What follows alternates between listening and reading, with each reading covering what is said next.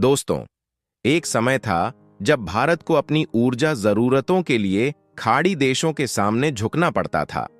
उस दौर में एक इशारा काफी था और भारत को उनकी शर्तें माननी पड़ती थीं। लेकिन अब हालात पूरी तरह बदल चुके हैं। आज भारत न सिर्फ अपनी शर्तों पर दुनिया से तेल खरीदता है, बल्कि उसे रिफाइन करके वैश्विक बाजारों में अपनी ताकत भी दिखाता है। इसका सबसे ताजा और शानदार सबूत है गुजरात की नायरा एनर्जी रिफाइनरी, जहां इराक से आया एक सुपर टैंकर 20 लाख बैरल कच्चे तेल के साथ आकर खड़ा हो गया। यह वही रिफाइनरी है जिसे अमेरिका और यूरोप मिलकर बंद करवाने की साजिश रच रहे थे। लेकिन भारत ने न सिर्फ इस चुनौती को नाकाम किया, बल्कि इसे एक ऐतिहासिक जीत में बदल दिया। आइए इस पूरी कहानी को विस्तार से समझते हैं। इराक भारत का पुराना और भरोसेमंद साझेदार रहा है। 2019 के आंकड़ों की बात करें तो भारत के कुल कच्चे तेल आयात का करीब 20% हिस्सा अकेले इराक से आता था। उस समय भी जब अमेरिका ने भारत को अपने तेल की आपूर्ति बढ़ाने की कोशिश की थी, इराक ने भारत का साथ नहीं छोड़ा। और अब जब अमेरिका और यूरोप ने भारतीय कंपनियों, खासकर नायरा एनर्जी पर प्रतिबंध लगाने की कोशिश की, तब इराक फिर से ढाल बनकर सामने आया।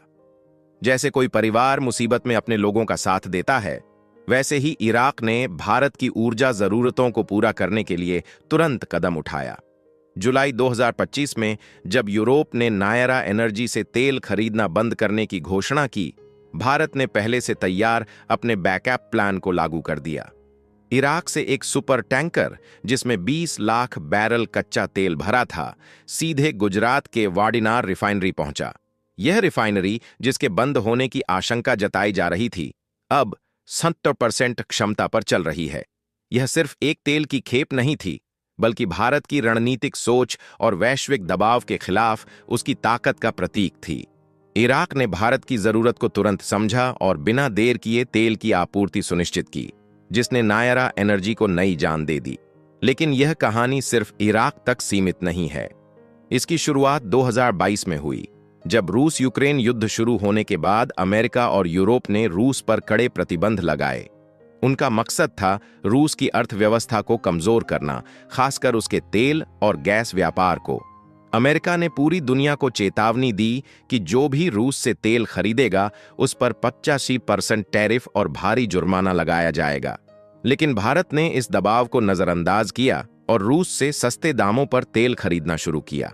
2021 में भारत के तेल आयात में रूस की हिस्सेदारी सिर्फ 2% थी, लेकिन 2023 तक रूस भारत का सबसे बड़ा तेल आपूर्तिकर्ता बन गया, जिसने प्रतिदिन 19.6 लाख बैरल तेल की आपूर्ति की। यह मात्रा सऊदी अरब और इराक से भी ज्यादा थी। भारत ने इस तेल को रिफाइन कर पेट्रोल, डीजल और अन्य उत्पाद बनाए और उन्हें यूरोप सहित वैश्विक बाजारों में बेचा। लेकिन जब यूरोप को यह बात खटकी, उन्होंने नायरा एनर्जी और रिलायंस जैसी भारतीय कंपनियों से तेल खरीदने से इनकार कर दिया।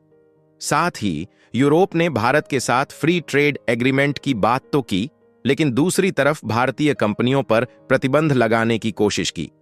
यह दोहरा रवैया साफ दिखा। एक तरफ वे भारत से व्यापारिक रिश्ते चाहते थे और दूसरी तरफ हमारी कंपनियों को निशाना बना रहे थे। सवाल यह है कि जब यूरोप खुद रूस से एलएनजी गैस और अन्य ऊर्जा उत्पाद खरीद रहा था और अमेरिका 2023 में रूस से $1.8 बिलियन का फर्टिलाइजर आयात कर रहा था, तो भारत से ही इतनी जलन क्यों?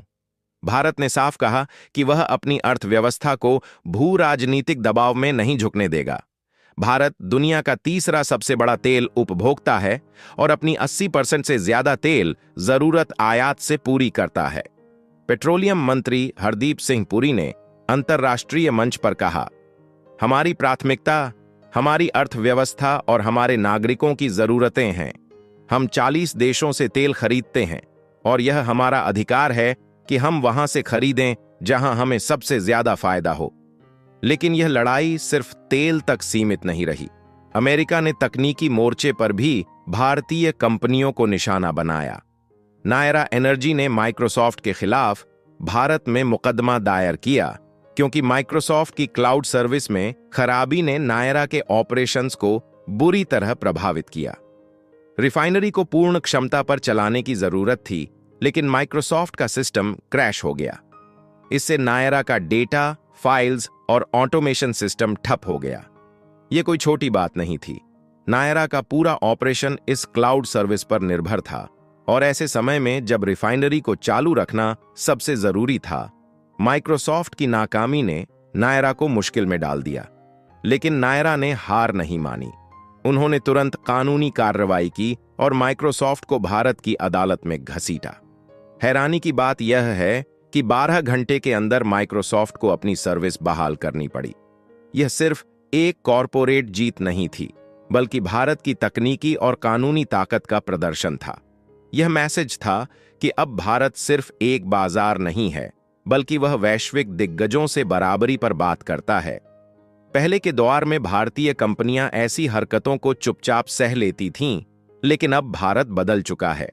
नायरा ने न सिर्फ माइक्रोसॉफ्ट को चुनौती दी, बल्कि यह दिखाया कि भारतीय कंपनियां अब किसी भी वैश्विक ताकत के सामने झुकने वाली नहीं हैं। यह सिर्फ नायरा की कहानी नहीं है, ये भारत की नई विदेश नीति, उसकी आर्थिक रणनीति और उसके आत्मसम्मान की कहानी है। जब यूरोप ने नायरा से तेल लेना बंद किया, भारत ने तुरंत इराक के साथ डील फाइनल की। जब अमेरिका ने प्रतिबंधों की धमकी दी, भारत ने अपनी स्वतंत्र नीति को प्राथमिकता दी। और जब माइक्रोसॉफ्ट ने तकनीकी बाधा डाली, भारत ने कानूनी रास्ता अपनाकर उसे झुकने पर मजबूर कर दिया। कुछ आंकड़े इस कहानी को और मजबूत करते हैं। 2019 में भारत के तेल आयात का 20% इराक से आता था। 2021 में रूस से सिर्फ 2% तेल आयात होता था, लेकिन 2023 तक रूस भारत का सबसे बड़ा तेल आपूर्तिकर्ता बन गया, जिसकी हिस्सेदारी 42% तक पहुंच गई। जुलाई 2025 में इराक से 20 लाख बैरल का सुपर टैंकर नायरा के लिए पहुंचा और माइक्रोसॉफ्ट के खिलाफ मुकदमे में 12 घंटे के अंदर सर्विस बहाल हुई। ये आंकड़े सिर्फ संख्या नहीं है, बल्कि भारत की रणनीतिक ताकत और उसके वैश्विक दबदबे का सबूत है। यह कहानी सिर्फ तेल की आपूर्ति या रिफाइनरी की नहीं है। यह भारत की उस सोच का प्रतीक है जो पहले से हर कदम की योजना बनाती है। जैसे एक अनुभवी शतरंज खिलाड़ी हर चाल को पहले से सोच लेता है, वैसे ही भारत ने इस तेल युद्ध में अपनी हर गोटी पहले से सेट कर दी थी। जब अमेरिका और यूरोप ने नायरा को निशाना बनाया, भारत ने इराक को साथ लिया। जब माइक्रोसॉफ्ट ने तकनीकी बाधा डाली, भारत ने कानूनी हथियार उठाया। यह सिर्फ एक कंपनी की लड़ाई नहीं थी, बल्कि भारत के आत्मसम्मान और उसकी वैश्विक छवि की जीत थी। आज भारत न सिर्फ तेल खरीदता है, बल्कि वह दुनिया को दिखाता है कि वह अपनी शर्तों पर जीतना जानता है। रिलायंस, ओएनजीसी और नायरा जैसी कंपनियां सिर्फ तेल की आपूर्ति नहीं कर रही हैं, बल्कि भारत की ताकत को वैश्विक मंच पर स्थापित कर रही है। और अब जब भारतीय कंपनियां माइक्रोसॉफ्ट, अमेजन और गूगल जैसी दिग्गजों से आंख में आंख डालकर बात कर रही हैं, तो यह साफ है कि भारत अब सिर्फ नियम मानने वाला नहीं, बल्कि नियम बनाने वाला बन चुका है। अगर आपको यह कहानी पसंद आई तो इसे लाइक करें, शेयर करें और कमेंट में जय भारत लिखकर अपना गर्व जताएं। भारत की ऐसी ही प्रेरक कहानियों के लिए चैनल को सब्सक्राइब करें और बेल आइकन दबाएं। जय श्री राम।